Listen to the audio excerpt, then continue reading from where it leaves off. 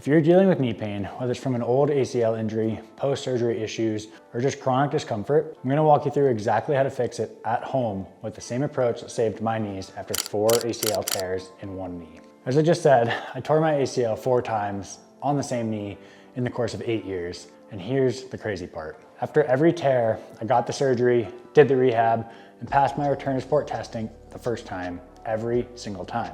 My doctors cleared me, my physical therapist told me I was 100% ready every time.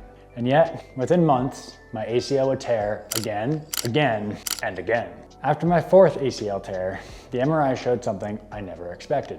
I'd actually been living without an ACL for over 6 months, skiing in the backcountry, running half marathons, doing CrossFit, and playing flag football without even knowing it. And that's when it finally clicked. If I could do all of that without even realizing that I didn't have an ACL, then maybe the real problem wasn't just the ligament re-tearing. Maybe it was that rehab had gotten me functional, but not truly strong, resilient, or protected. Not because PT doesn't work, but because for the level of sport and activity I wanted to return to, it just wasn't enough on its own. I'll show you exactly what helped me build durable, resilient knees and how you can start applying the same principles to fix your knee pain today. So let me give you the quick version of how I ended up here, because understanding what went wrong is the key to understanding what actually works. My first ACL tear was back in February of 2015. I was competing in the Aspen Open, and on a switch 1260 on the final jump in the slopestyle course, I overshot the jump, landed super far down the landing, landed back seat, and my knee gave out right away. ACL tear number 1. I got surgery, did everything my surgeon and physical therapist told me to do.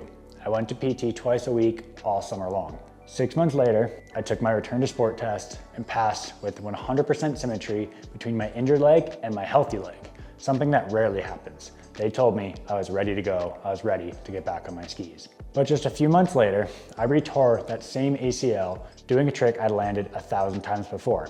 I didn't even fall, I just felt that familiar pop. And here's what I didn't know at the time, what no one ever explained to me. After ACL surgery, especially for athletes returning to high impact sports, the risk of re-tearing your ACL can be as high as 20 to 30%. I didn't even learn that until after my second tear. And that's why it caught me so off guard. As I mentioned, I didn't even fall over when my second tear happened. I immediately skied down to the car because there really wasn't much pain. There was just a small pop, but I instantly knew that something definitely wasn't right. I actually remember calling my mom and just saying, I think I might have torn my ACL again. Something's wrong here. No pain, don't know what happened, but something is not right. One MRI later, I was back under the knife for my second ACL surgery, just over a year after my first. This time, it was a 9-month recovery. I worked even harder in PT this time around, passed my return to sport test again, and then had the best ski season of my life. I won best overall skier at our collegiate nationals and put out a highlight edit called comeback season. Maybe that's karma or just bad foreshadowing from my part, but hey, I thought I was finally in the clear. But a few months later, on the first day of my senior year of college, I was playing soccer with my buddies. I did a flat ground flip to celebrate a goal and pop, 3rd ACL, same knee. Once again, I didn't even fall. I literally landed the flip, but I instantly knew what had happened. I instantly started crying, and only my roommate really understood what I was going through in that moment. That was the first day of what was supposed to be one of the best years of my life. That one hit really hard. So I got surgery number 3 and figured this has to be the last one, right? And for a few years, it was. From 2018 to 2023, my knee felt pretty damn good. But then February 2023 rolled around. I was in Japan on a ski shoot. I clipped a tree and I felt my knee shift on impact. I immediately thought I'd done it again. But when I got an MRI back in the States, the doctor said something I definitely was not expecting. He said, your ACL is gone, but there's no sign of a recent tear. Based on this MRI, your ACL has been gone for at least 6 months. You didn't tear it in Japan, you tore it months ago, and you just didn't know. So you're telling me for over 6 months, I've been skiing hard, running half marathons, hiking, doing CrossFit, playing flag football and other sports, all without an ACL? A little mind-blowing to me. The part I really couldn't wrap my head around was this. During those 6 months without an ACL, I was actually feeling stronger than I ever had after any of my surgeries. And after every surgery, I followed the plan. I did the conventional rehab. I passed the return to sport test. I got clear, and I still retore my ACL within months of getting cleared almost every time. But during those last 6 months before I found out that I didn't even have an ACL, when I had shifted my focus to real strength training and real full range functional movement, my knee finally started to feel strong, stable, and incredibly resilient. And that's when it clicked. The issue wasn't really my knee all along. It was the gap between being rehabbed and being genuinely prepared for real world sport and activities. So after 4 ACL tears and now living without an ACL in my right knee for nearly 4 years, here's one of the biggest lessons I learned from my own rehab journey. Mistake number 1. For me, the rehab timelines were just too aggressive. After my first surgery in 2015, I was told 6 months was enough to return to my sport. I passed my return to sport test at 6 months, and 2 months later, I re-tore my ACL. After my second surgery, the timeline was 9 months. I passed my testing again and re-tore it just a few months later. What I eventually realized, and what you've probably gathered, is that 6 to 9 months might be enough to get someone cleared to return back to sport, but it wasn't enough time for my ligament to fully heal, adapt, and be ready for the demands of the high impact sport that I was doing, like freestyle skiing. And the research is starting to reflect this fact as well. Many experts now suggest 12 months or more before returning to high impact sports, but even that is just a number. Because your knee doesn't care about timelines, it cares about progressive adaptation. In my experience, my rehab was focused on getting me back as efficiently as possible, but not necessarily on making sure my knee was truly prepared for the level of skiing that I was returning to. And as a young, hungry kid whose only goal was getting back on skis, of course I jumped right back in the moment I was cleared. Skiing was all I wanted to do. I wasn't thinking about re-tearing my ACL because no one ever told me that was something I really needed to worry about. And I've seen this same pattern show up with people I've worked with since. Take my client Britt, for example. She tore her ACL almost 10 years ago and chose not to have surgery. She went through traditional PT, but still dealt with knee pain going up and down stairs and during everyday activities for nearly a decade. When we shifted her towards a progressive, strength-based approach, training full ranges of motion and focusing on muscles and movements that hadn't really been addressed prior, just training 3 times per week, her knee pain was gone within 30 days. If you don't believe me, here's a review that she left saying this exact same fact. And now, 6 months later, she's still pain-free and has been able to get back in running, something she hasn't been able to do in years. That's what happens when you focus on education, progression, and building real strength instead of just chasing a timeline. Mistake number 2, return to sport tests don't measure enough for real-world sports. And to be clear, with everything I've just said, I know rehab is not just about timelines. That's exactly why return to sport testing exists. But here's the reality for me. I passed my return to sport testing 3 separate times, on the first try every time. And I still retore my ACL 3 times. And this isn't because those tests are useless. It's because they measure basic movements in a controlled environment. I was doing single leg hops, single leg squats, single leg wall sits, balance tests, depth drops, broad jumps, and lateral movements. All good things to do in the gym.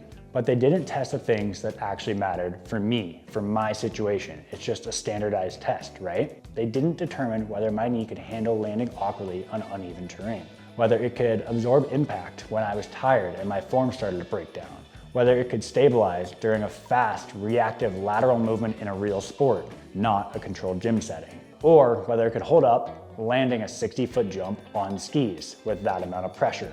And to be fair, those things are incredibly difficult to test in a standardized way. But that's the point. Passing a test doesn't mean your knee is bulletproof. It just means you've hit a baseline.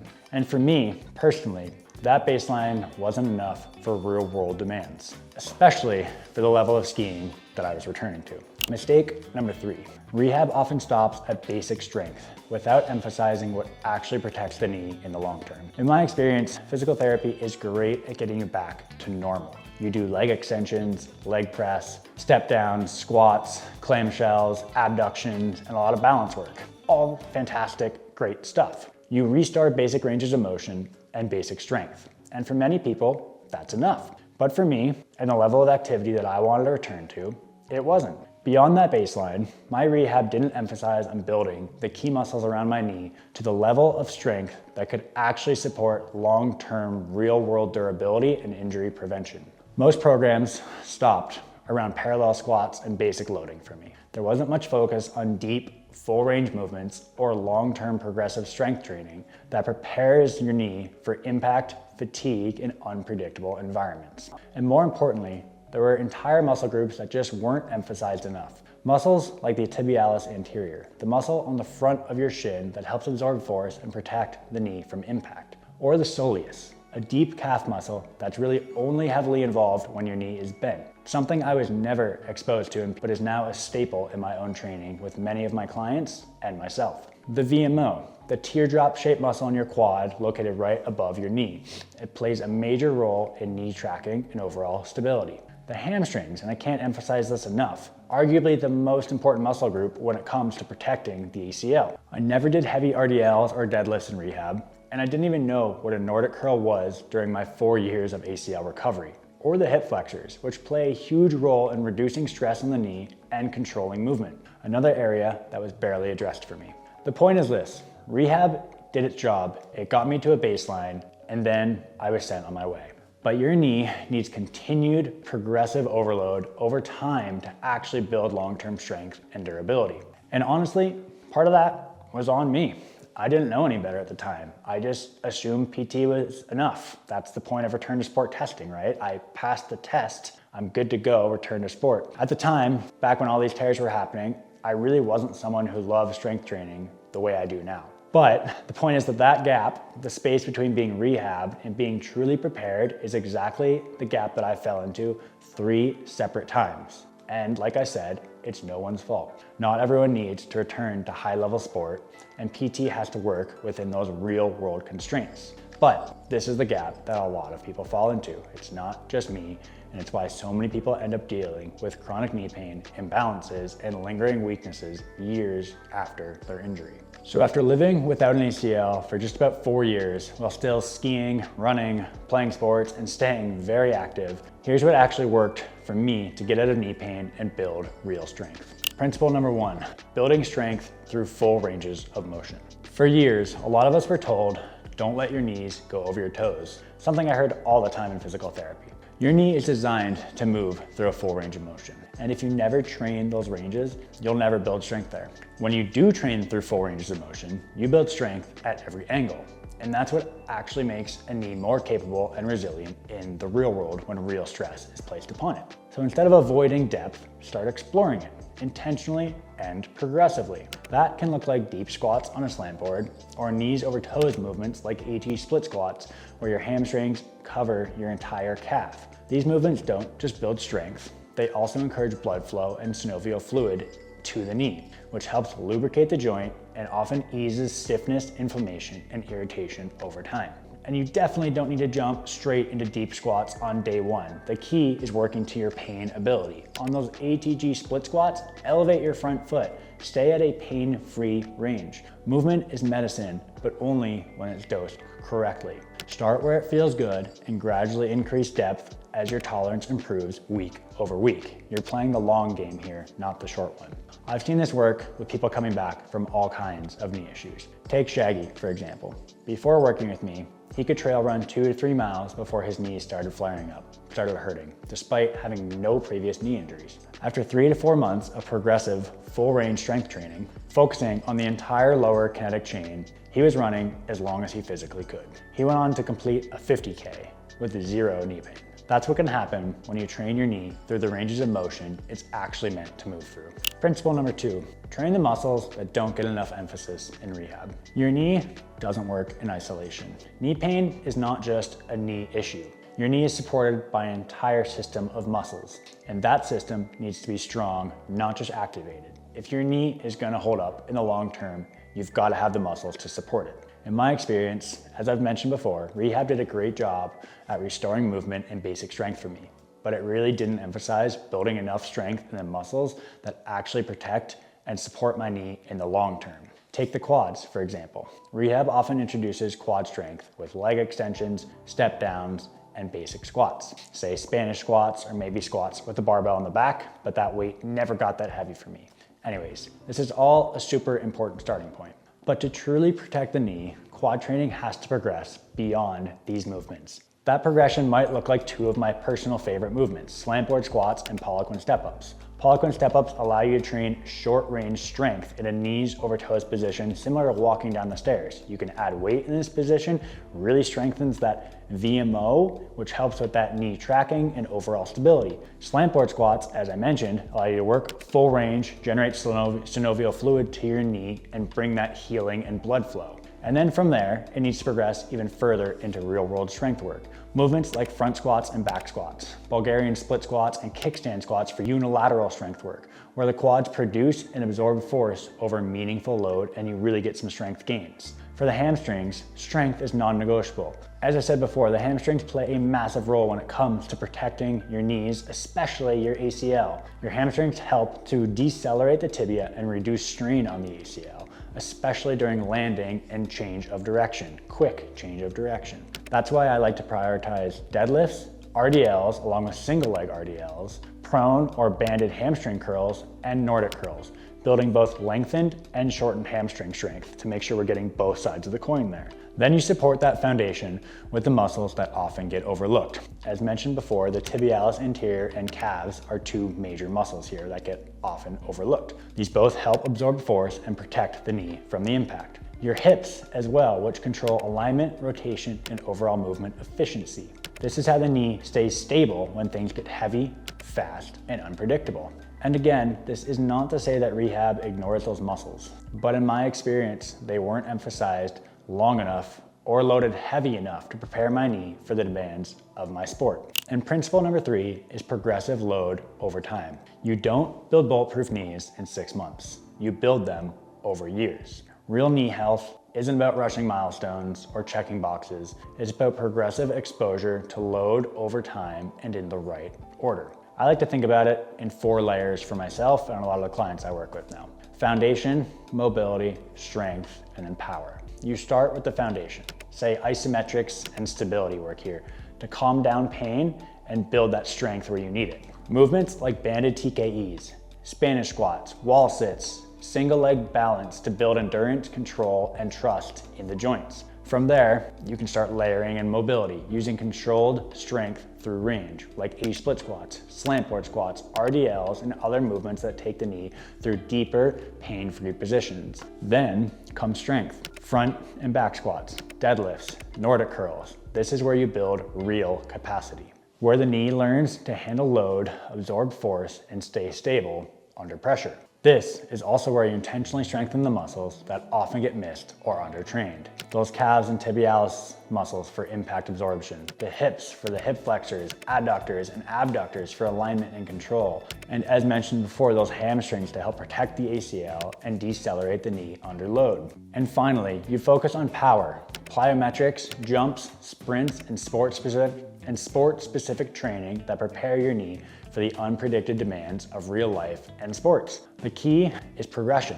Each layer here builds on the last, and you can't skip steps or rush the process. And look, I didn't figure this all out on my own. After my 4th ACL tear, I started training this way through the knees over toes approach, focusing on these principles consistently. Key word here is consistently, building that strength consistently over time. And for the first time in 8 years, after following that approach, my knees felt stable, strong, and genuinely healthy, even without my ACL. I've now been living without my ACL for just about 4 years, doing things I was told I'd never do again. And I've seen the same framework work for others too. Josh, a ski mountaineer I shared these principles with, used this exact approach to train for and ski the Grand Teton, something that demands strength, control, and a lot of confidence in your body and in your knees. This approach works whether your goal is getting back to extreme sports or simply being able to go down the stairs, hike, run, and live without knee pain. I've seen it work for people coming back from ACL surgery. I've seen it work for people who want to live without their ACL. You know, that choice is ultimately up to you and your surgeon. If you're dealing with knee pain right now, I get it. I've been there, and I know how frustrating it can feel when it seems like nothing is working. But here's the truth. Your knee is stronger than you think. Your knee is not broken, and you are stronger than you think as well. With the right approach, progressive, full range strength training that actually targets the muscles supporting your knee, I promise you can rebuild confidence, capacity, and trust in your body and your knee once again. And if there's one thing I hope you take from this video, it's this. It's not about rushing timelines or passing tests. It's about building real, lasting strength that holds up in the real world. Thanks for watching, and as always, happy kneecapping.